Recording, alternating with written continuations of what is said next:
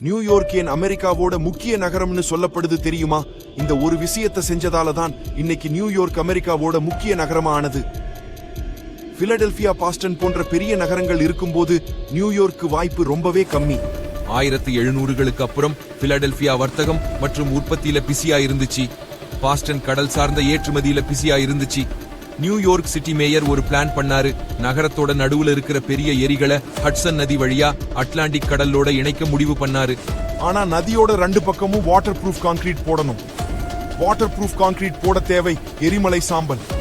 எரிமலை சாம்பல் பெரிய அளவில் கிடைக்காததால வேலை பாதியிலேயே நிறுத்திட்டாங்க. ஆனா ஒரு இன்ஜினியர் இதை 1 வருடம் ஆராய்ச்சி பண்ணி லோக்கல்ல கிடைக்கிற லைம்ஸ்டோன் சொல்லப்படுற படிக பாறையை வச்சு இது 1810ல சாத்தியமாக்குனாரு. அடுத்த 15 வருஷத்துல தேசிய ஏற்றுமதி கடல் வணிகத்துல நியூயார்க் ஷேர் 10லிருந்து 60% வரை உயர்ந்தது. இதனால நியூயார்க் அமெரிக்காவோட முக்கிய நகரமா மாறிட்டு. வீடியோ பிடிச்சிருந்தா லைக் பண்ணி சேனல்ல சப்ஸ்கிரைப் பண்ணிக்கோங்க. நாம சேர்ந்து தெரிஞ்சுக்க நிறைய விஷயங்கள் இந்த உலகத்துல இருக்கு.